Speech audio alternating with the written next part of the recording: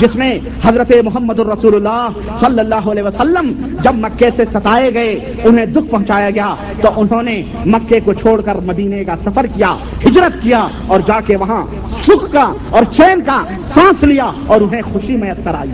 اس وجہ سے یہ مسلمانوں کے مسرتوں کا مہینہ ہے۔ نمبر 3 عاشورہ۔ عاشورہ کا 10ویں محرم جو ہے یہ خوشیوں کا دن ہے۔ کیوں؟ یہ وہ دن ہے صحیح مسلم اور صحیح بخاری کی روایت کے اعتبار سے کہ جس دن حضرت موسیٰ علیہ السلام کو اللہ تبارک و تعالیٰ نے اور بنی اسرائیل کو اللہ تبارک و تعالیٰ نے فرعونیوں سے نجات عطا فرمائی تھی، جس کے شکرانے میں اسرائیلی روزہ رکھتے تھے، تو اللہ کے نبی نے بھی روزہ رکھنے کا حکم دیا۔ خوشیوں میں روزہ رکھو، خوشیوں مسرت کا دن ہے۔ چوتھا سبب یہ ہے کہ یہ روزوں کی فضیلت، اللہ کے رسول صلی اللہ علیہ وسلم نے فرمایا کہ رمضان کے روزوں کے بعد سب سے افضل روزہ عاشورے کا روزہ ہے۔ جو بندہ اس دن روزہ رکھے اللہ اس کے اگلے پچھلے گناہ معاف فرما دیتا ہے۔ یہ فضیلتوں والا، خوشیوں والا جو ہے مہینہ تھا محرم الحرام کا، اور بھی خوشیوں والا مہینہ کہ اسی محرم الحرام کے مہینے میں غزوہ خیبر فتح ہوا۔ کیا خبر مسلمانوں، ذرا غور سے سننا اس بات کو، غزوہ خیبر کس مہینے میں فتح ہوا؟ کون سا غزوہ خیبر؟ وہ غزوہ خیبر جس کو حضرت علی رضی اللہ تعالیٰ عنہ نے ان کے ہاتھوں میں نبی صلی اللہ علیہ وسلم نے جھنڈا دیا تھا اور فاتح خیبر کا خطاب جن کو دیا تھا اور انہوں نے خیبر کو فتح کیا تھا۔ یہ خیبر کہاں تھا؟ اسی سعودیہ کے اندر ہے۔ خیبر کا مقام ہے، جا کے دیکھو، اس کے قلعے ہیں، وہاں یہودیوں کی بستی تھی۔ یہودیوں نے جب مدینے سے وہ نکالے گئے تو خیبر پہنچ کے سازشیں شروع کی، تو اللہ کے نبی صلی اللہ علیہ وسلم نے ان سے غزوہ کیا اور حضرت علی کے ہاتھ میں جھنڈا دیا اور جو ہے حضرت علی نے اس قلعے کو فتح کیا۔ پتہ ہے، اور اسی واقعے کے تعلق سے شیعہ حضرت علی کے بارے میں بڑا مبالغہ کرتے ہیں کہ جب حضرت علی رضی اللہ تعالیٰ عنہ نے اپنی ذوالفقار علی نکالی اور یہودیوں کے سپہسالار مرحب کے گردن پہ جب وہ ذوالفقار پڑی تو وہ ذوالفقار جو تلوار تھی اتنی لمبی چوڑی تھی کہ مرحب کا کندھا کاٹتے ہوئے وہ زمین کے 7 پردوں کو کاٹ کے زمین کے نیچے جو گائے جس کی سینگ پر یہ زمین ٹکی ہوئی ہے اس کی سینگ پر پہنچنا چاہتی تھی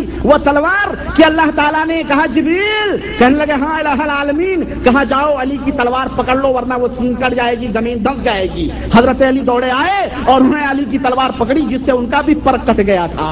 اور اس طرح سے یہ علی کی فضیلت میں بیان کی جاتی ہے۔ یہ علی کی رضی اللہ تعالیٰ عنہ کی فضیلت میں یہ گپ ہانکتے ہیں چیزیں، اور ہمارے ہاں کے بہت سارے سنی بھی حضرت علی کی فضیلت میں یہ باتیں بیان کرتے ہیں۔ ظاہر ہے جب آدمی اتنی لمبی تلوار چلائے گا تو ہاتھ میں اس کے توپ بھی ہوں گی جس سے کہ وہ اپنا دفاع کرے گا، اس کو کیا کہتے ہیں؟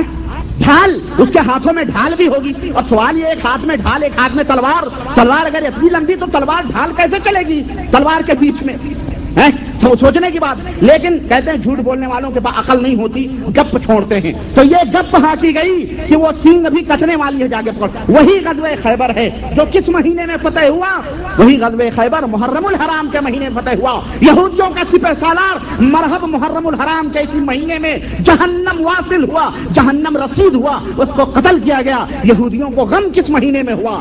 اسی محرم الحرام کے مہینے میں ہوا۔ اور آ گیا حضرت سعد بن ابی وقاص، میں سلسلے جوڑتا ہوں اور آ گیا حضرت سعد بن ابی وقاص رضی اللہ تعالیٰ عنہ مدائن اور قادسیہ کی جنگ کے لیے جا رہے ہیں اور ایرانیوں سے لڑائی ہو رہی ہے، ایرانیوں سے جنگ ہو رہی ہے۔ اللہ وحدہ لا شریک نے سعد بن ابی وقاص کے ہاتھوں پر مدائن اور قادسیہ کی جنگ کو فتح یاب بنایا۔ مسلمان فتح یاب ہوئے، ایرانی مجوسیوں کی شکست ہوئی اور ان کا سب سے بڑا سپہ سالار رستم زمان، ایرانیوں کا رستم زمان اسی محرم الحرام کے مہینے میں قتل کیا گیا اور مسلمانوں نے اسے قتل کیا اور وہ جہنم رسید ہوا۔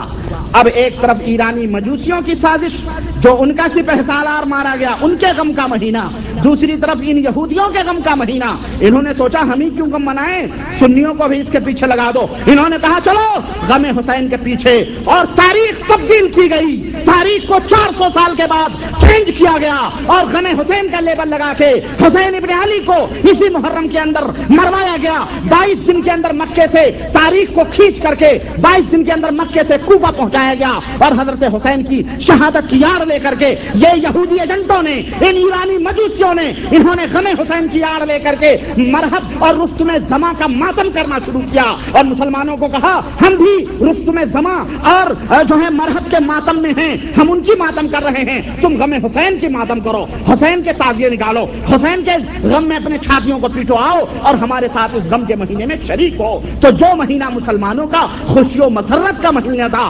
یہودیوں اور مجوسیوں نے، ان ایرانیوں نے، انہوں نے اس کو مسلمانوں کے لیے غم و علم کا مہینہ قرار دے دیا اور بتلایا اس مہینے میں شادی کرنا حرام، اس مہینے میں سفید کپڑا پہننا حرام، اس دن سود شربت پینا حرام، اس دن جو ہے کالے کپڑے پہنو، غم مناؤ، تعزیے پیٹو، چھاتیاں پیٹو، انگارے جلاؤ، شادی نہ کرو بیاہ۔ مسلمانوں، یہ ہے اصل حقیقت۔ بات سمجھ میں آئی کہ نہیں آئی؟ بات سمجھ میں آئی؟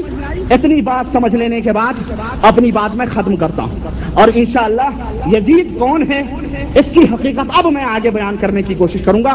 یہ وہ حقیقتیں تھیں جو آج میرے ذہن و دماغ میں مچل رہی تھیں اور بڑے دن سے یہ کھود رہی تھیں۔ میں چاہ رہا تھا یہ حقیقتیں آپ تک پہنچاؤں اور آپ مسلمانوں تک پہنچاؤں۔ اللہ وحدہ لا شریک ہمیں حق بات کو سمجھنے اور اس کے اوپر عمل کرنے کی توفیق عطا فرمائے، اور ہم سب مسلمانوں کو صحیح کتاب و سنت پر چلنے کی توفیق عطا فرمائے، اور ہم سب مسلمانوں کو جنت الفردوس میں جگہ عطا فرمائے۔ اور اللہ العالمین جو ہم سے گزر چکے ہیں، ہمارے اخوان صحابہ سے لے کر کے اور آج تک جتنے بھی لوگ گزر چکے ہیں، الہ العالمین مومنین موحدین سب کو کروٹ کروٹ جنت عطا فرما، اور سب کی مغفرت فرما، سب کی غلطیوں اور خطاؤں کو معاف فرما، اور ہم سب کو جنت الفردوس میں جگہ عطا فرما۔